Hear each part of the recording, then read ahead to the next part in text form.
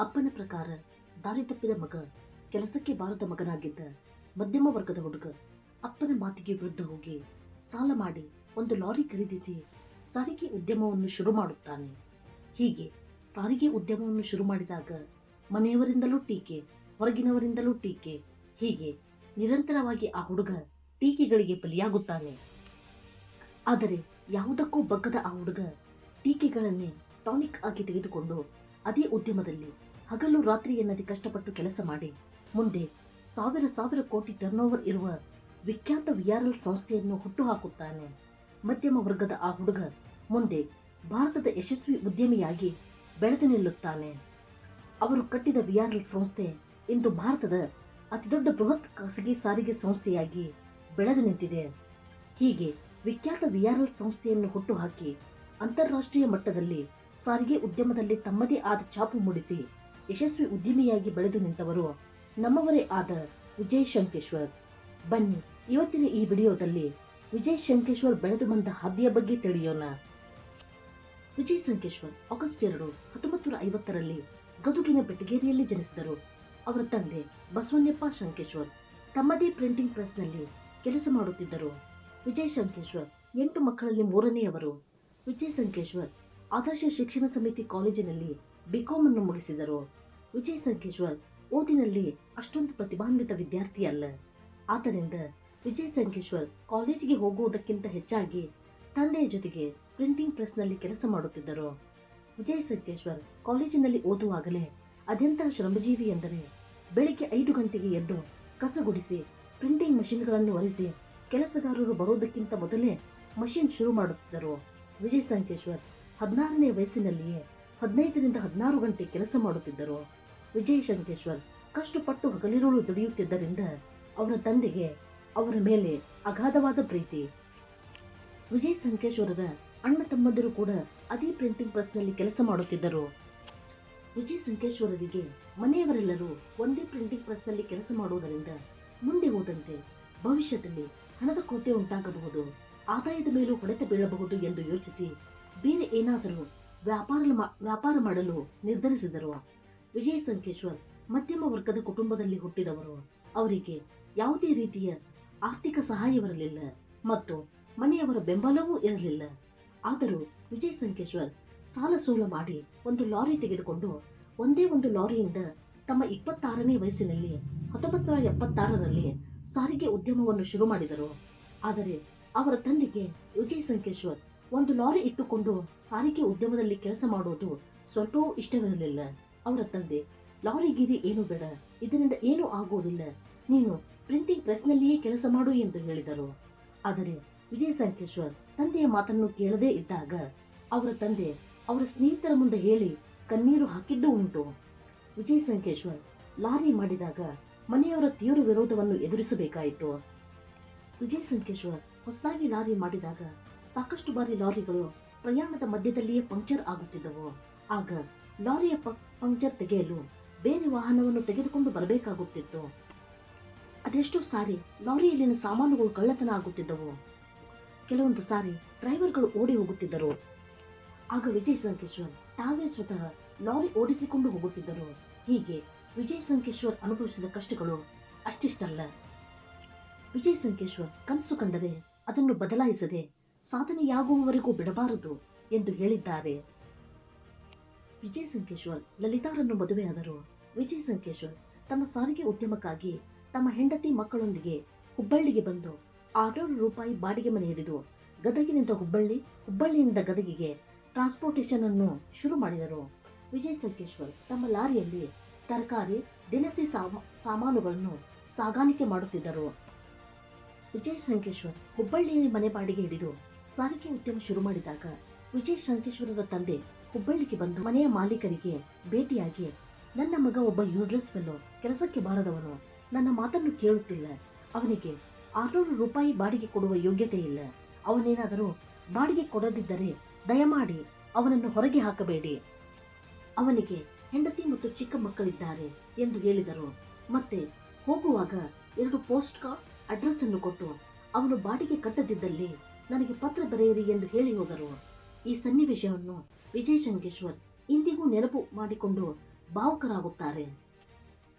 ವಿಜಯ್ ಸಂಕೇಶ್ವರ್ ಅದೆಂಥ ಶ್ರಮಜೀವಿ ಎಂದರೆ ಕೆಲಸ ಶುರು ಮಾಡಿದ ದಿನಗಳಲ್ಲಿ ರಾತ್ರಿ 12 ಗಂಟೆ 1 ಗಂಟೆಯವರೆಗೂ ಕೆಲಸ ಮಾಡಿ ನಡುರಾತ್ರಿ ಮನೆಗೆ ಬರುತ್ತಿದ್ದರು. ಬೆಳಿಗ್ಗೆ 6 ಗಂಟೆಗೆ ಎದ್ದು ಮತ್ತೆ ಕೆಲಸಕ್ಕೆ ಹೋಗುತ್ತಿದ್ದರು.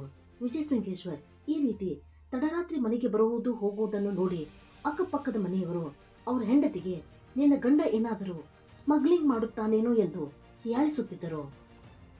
ವಿಜಯ್ ಸಂಕೇಶ್ವರ್ ಕೆಲಸಕ್ಕಾಗಿ ಸಂಘರ್ಷ ಮಾಡುತ್ತಿದ್ದ ದಿನಗಳಲ್ಲಿ ದೊಡ್ಡ ದೊಡ್ಡ ಆಫೀಸ್ಗಳಿಗೆ ಹೋಗಿ ತಮ್ಮ ಟ್ರಾನ್ಸ್ಪೋರ್ಟೇಷನ್ ಬಿಸ್ನೆಸ್ನ ಬಗ್ಗೆ ಹೇಳಿದಾಗ ಕಂಪನಿಗಳು ಈ ರೀತಿಯ ಟ್ರಾನ್ಸ್ಪೋರ್ಟೇಷನ್ ಬಿಸ್ನೆಸ್ಗಳು ದಿನಕ್ಕೆ ಒಂದು ಹುಟ್ಟುತ್ತವೆ ಎಂದು ಹೇಳಿ ಅವಮಾನ ಮಾಡುತ್ತಿದ್ದವು. ಅದೆಷ್ಟೋ ಬಾರಿ ವಿಜಯ್ ಸಂಕೇಶ್ವರ್ ತಮಗಾದ ಅವಮಾನವನ್ನು ತಾಳಲಾರದೆ ಅತ್ತಿದ್ದೂ ಉಂಟು. ಟ್ರಾನ್ಸ್ಪೋರ್ಟೇಷನ್ ಬಿಸ್ನೆಸ್ ನಡೆಸಲು ವಿಜಯ್ ಸಂಕೇಶ್ವರರಿಗೆ ಹಣದ ಅವಶ್ಯಕತೆ ಬರುತ್ತಿತ್ತು. ಆಗ ಬ್ಯಾಂಕ್ಗಳು ಫೈನಾನ್ಸ್ಗಳು ಸಾಲವನ್ನು ಕೊಡಲು ಹಿಂದೇಟು ಹಾಕುತ್ತಿದ್ದವು. ಬೆಂಗಳೂರಿನಲ್ಲಿ ವಿಜಯ್ ಸಂಕೇಶ್ವರಿಗೆ ಅಯ್ಯರ್ ಎಂಬುವವರು ಸಾಲವನ್ನು ಕೊಟ್ಟು ಬಡ್ಡಿಯನ್ನು ತೆಗೆದುಕೊಳ್ಳುತ್ತಿದ್ದರು. ವಿಜಯ್ ಸಂಕೇಶ್ವರರು ಹಣಕಾಸಿನ ವಿಚಾರದಲ್ಲಿ ಅದೆಷ್ಟು ಡಿಸಿಪ್ಲಿನ್ ಆಗಿದ್ದರು ಎಂದರೆ ಎಂತಹದೇ ಪರಿಸ್ಥಿತಿಯಲ್ಲೂ 30ನೇ ತಾರೀಕಿನ ಒಳಗೆ ಬಡ್ಡಿಯನ್ನು ಕೊಡುತ್ತಿದ್ದರು. ತಿಂಗಳ ಕೊನೆಯ ದಿನ ದಾಟಿ ಅಂದರೆ 30ನೇ ತಾರೀಕು ದಾಟಿ 1ನೇ ತಾರೀಕು ಬಡ್ಡಿ ಕೊಟ್ಟರೆ ಬಡ್ಡಿಯ ಜೊತೆ ದಂಡವನ್ನು ಕಟ್ಟಬೇಕಾಗುತ್ತಿತ್ತು. ಕೆಲವೊಮ್ಮೆ ವಿಜಯ್ ಸಂಕೇಶ್ವರ್ 30ನೇ ತಾರೀಕಿನ ದಿನ ರಾತ್ರಿ 12 ಗಂಟೆಯ ಮೊದಲು ಹೋಗಿ ಬಡ್ಡಿಯನ್ನು ಕೊಟ್ಟಿದ್ದೂ ಉಂಟು. ಹಣಕಾಸಿನ ವಿಷಯದಲ್ಲಿ ವಿಜಯ್ ಸಂಕೇಶ್ವರಿಗಿದ್ದ ನಿಷ್ಠೆ ಪಾರದರ್ಶಕ ವ್ಯವಹಾರದಿಂದ ವಿಜಯ್ ಸಂಕೇಶ್ವರರಿಗೆ ಸಾಲ ಕೊಡಲು ಜನ ಮುಂದಾದರು. ವಿಜಯ್ ಸಂಕೇಶ್ವರ್ ತಮ್ಮ ಕನಸಿಗೆ ನಿಖರವಾದ ಆಕಾರ ಕೊಡಲು 1983ರಲ್ಲಿ Vijayanand road lines private limited ಎಂಬ ವಾಣಿಜ್ಯ ಸರಕು ಸಾಗಾಣಿಕೆ ಸಂಸ್ಥೆಯನ್ನು ಶುರು ಮಾಡಿದರು. ಅದು ಇಂದು ವಿಆರ್ಎಲ್ ಲಾಜಿಸ್ಟಿಕ್ ಎಂಬ ಪ್ರಖ್ಯಾತಿಯನ್ನು ಪಡೆದಿದೆ. ದೊರೆತ ಸಾಲದಿಂದ ವಿಜಯ್ ಸಂಕೇಶ್ವರ್ ಒಂದು ಲಾರಿಯಿಂದ ಶುರು ಮಾಡಿದ ಟ್ರಾನ್ಸ್ಪೋರ್ಟೇಷನ್ ಬಿಸ್ನೆಸ್ ಅನ್ನು ನಿಧಾನವಾಗಿ ಬೆಳೆಸಲು ಶುರು ಮಾಡಿದರು. ಬೆಳಗಾಂ, ಬಾಗಲಕೋಟ್, ಬಿಜಾಪುರ್ ಸೇರಿದಂತೆ ಟ್ರಾನ್ಸ್ಪೋರ್ಟೇಷನ್ ಬಿಸ್ನೆಸ್ ಅನ್ನು ವಿಸ್ತರಿಸಿದರು. ಅವರ ಒಳ್ಳೆಯ ಸರ್ವಿಸ್ ಅನ್ನು ನೋಡಿ ಅವರ ಟ್ರಾನ್ಸ್ಪೋರ್ಟೇಷನ್ ಬೇಡಿಕೆ ಹೆಚ್ಚಾಯಿತು. ಬೇಡಿಕೆಗೆ ತಕ್ಕಂತೆ ಲಾರಿಗಳ ಸಂಖ್ಯೆಯೂ ಹೆಚ್ಚಾಯಿತು. 1994ರ ಹೊತ್ತಿಗೆ ವಿಜಯ್ ಸಂಕೇಶ್ವರ್ 150 ಟ್ರಕ್ಗಳನ್ನು ಹೊಂದಿದ್ದರು. ವಿಜಯ್ ಸಂಕೇಶ್ವರರ ವಿಜಯಾನಂದ ಟ್ರಾವೆಲ್ಸ್ ಕೈಗೆಟುಕುವ ದರದಲ್ಲಿ ನೀಡಿದ ಸುರಕ್ಷಿತ ಸರಕು ಸಾಗಾಣಿಕೆ ಸೇವೆಗೆ ಅಪಾರ ಬೇಡಿಕೆ ಇತ್ತು. ಆ ಬಹುದೊಡ್ಡ ಬೇಡಿಕೆಯೇ ವಿಆರ್ಎಲ್ ಅನ್ನು ಹಂತ ಹಂತವಾಗಿ ಬೆಳೆಯುವಂತೆ ಮಾಡಿತು. 1976ರಲ್ಲಿ ಕೇವಲ 1.5 ಲಕ್ಷ ರೂಪಾಯಿ ಹೂಡಿಕೆಯಿಂದ ಒಂದೇ ಒಂದು ಲಾರಿಯಿಂದ ಶುರುವಾದ ಉದ್ಯಮ ಇಂದು 4816 ವಾಣಿಜ್ಯ ವಾಹನಗಳನ್ನು ಹೊಂದಿರುವ ಬೃಹತ್ ವಿಆರ್ಎಲ್ ಸಂಸ್ಥೆಯಾಗಿ ಬೆಳೆದು ನಿಂತಿದೆ. ಭಾರತದಲ್ಲಿ ಇಷ್ಟು ದೊಡ್ಡ ಪ್ರಮಾಣದ ವಾಣಿಜ್ಯ ವಾಹನಗಳನ್ನು ಬೇರೆ ಯಾವ ಕಂಪನಿಯೂ ಹೊಂದಿಲ್ಲ. ವಿಆರ್ಎಲ್ನ ಹೆಸರು ಲಿಮ್ಕಾ ಬುಕ್ ಆಫ್ ರೆಕಾರ್ಡ್ನಲ್ಲಿ ದಾಖಲಾಗಿದೆ. ಒಂದು ಊರಿನಿಂದ ಮತ್ತೊಂದು ಊರಿಗೆ ಹೋಗಬೇಕಾದರೆ ಪ್ರಯಾಣಿಕರು ಅನುಭವಿಸುತ್ತಿದ್ದ ತೊಂದರೆಗಳ ಬಗ್ಗೆ ಅರಿವಿದ್ದ ವಿಜಯ್ ಸಂಕೇಶ್ವರ್ ಪ್ರಯಾಣಿಕರ ಹಿತದೃಷ್ಟಿಯಿಂದ ಪ್ರಯಾಣಿಕರಿಗೆ ಸುರಕ್ಷಿತ ಬಸ್ ಸಂಚಾರ ಒದಗಿಸಲು ಮುಂದಾದರು. 1996ರಲ್ಲಿ 4 ಬಸ್ಗಳಿಂದ ಬಸ್ ಸಂಚಾರವನ್ನು ಶುರು ಮಾಡಿದರು. ಈ ಬಸ್ಗಳು ಬೆಂಗಳೂರಿನಿಂದ ಹುಬ್ಬಳ್ಳಿಗೆ, ಹುಬ್ಬಳ್ಳಿಯಿಂದ ಬೆಂಗಳೂರಿಗೆ ಸಂಚರಿಸುತ್ತಿದ್ದವು. ಕ್ರಮೇಣವಾಗಿ ಪ್ರಯಾಣಿಕರಿಂದ ಒಳ್ಳೆಯ ರೆಸ್ಪಾನ್ಸ್ ದೊರೆತಿದ್ದರಿಂದ ಕ್ರಮೇಣವಾಗಿ ವಿಆರ್ಎಲ್ ಬಸ್ ಸರ್ವಿಸ್ ಅನ್ನು ಬೇರೆ ಬೇರೆ ನಗರಗಳಿಗೆ ವಿಸ್ತರಿಸಲಾಯಿತು. ಇವತ್ತು ವಿಆರ್ಎಲ್ 400 ಬಸ್ಗಳನ್ನು ಹೊಂದಿದೆ. ದೇಶಾದ್ಯಂತ 116 ನಗರಗಳ ನಡುವೆ ಇವರ ಖಾಸಗಿ ಬಸ್ಗಳು ಸಂಚರಿಸುತ್ತ 8 ರಾಜ್ಯಗಳಲ್ಲಿ ವಿಆರ್ಎಲ್ನ ಬಸ್ಗಳು ಓಡಾಡುತ್ತವೆ. ವಿಆರ್ಎಲ್ 859 ಶಾಖೆ ಹೊಂದಿದ ಬೃಹತ್ ಸಾರಿಗೆ ಸಂಸ್ಥೆ ಎಂಬ ಹೆಗ್ಗಳಿಕೆಗೆ ಪಾತ್ರವಾಗಿದೆ. ವಿಆರ್ಎಲ್ ಇವತ್ತು ಬೃಹತ್ ಖಾಸಗಿ ಸಾರಿಗೆ ಉದ್ಯಮವಾಗಿ ಬೆಳೆದು ನಿಲ್ಲಲು ಕಾರಣ ವಿಜಯ್ ಸಂಕೇಶ್ವರರಿಗೆ ಪ್ರಯಾಣಿಕರ ಪ್ರತಿ ಇದ್ದ ಕಳಕಳಿ. ವಿಜಯ್ ಸಂಕೇಶ್ವರ್ ತಮ್ಮ ಕೆಲಸದಲ್ಲಿ ಅದೆಷ್ಟು ಕಟ್ಟುನಿಟ್ಟಾಗಿದ್ದರು ಎಂದರೆ ವಿಆರ್ಎಲ್ ಶುರು ಮಾಡಿದ ದಿನಗಳಲ್ಲಿ ಮಹಿಳೆಯರ ಪಕ್ಕ ಪುರುಷರಿಗೆ ಸೀಟ್ ಕೊಡುತ್ತಿರಲಿಲ್ಲ. ಅವರಿಗೆ ನಷ್ಟವಾದರೂ ಸರಿ ಬಸ್ ಖಾಲಿಯಾಗಿ ಹೋಗುತ್ತಿತ್ತು. ವಿಜಯ್ ಸಂಕೇಶ್ವರರಿಗೆ ಮಹಿಳೆಯರ ಸುರಕ್ಷತೆಯ ಪ್ರತಿ ಅಷ್ಟೊಂದು ಕಾಳಜಿ ಇತ್ತು. ಶೌಚಾಲಯ ಮತ್ತು ಹೋಟೆಲ್ ಇರುವಂತಹ ಸುರಕ್ಷಿತ ಸ್ಥಳದಲ್ಲೇ ಬಸ್ ಅನ್ನು ನಿಲ್ಲಿಸಲಾಗುತ್ತಿತ್ತು. ಹೀಗೆ ಸಣ್ಣ ಸಣ್ಣ ವಿಷಯಗಳನ್ನು ಗಮನದಲ್ಲಿಟ್ಟುಕೊಂಡು ಪ್ರಯಾಣಿಕರಿಗೆ ಸುಸಜ್ಜಿತ ಸೇವೆಯನ್ನು ಒದಗಿಸಿದರ ಫಲವೇ ಇವತ್ತಿನ ಬೃಹತ್ ವಿಆರ್ಎಲ್ ಸಾರಿಗೆ ಸಂಸ್ಥೆ.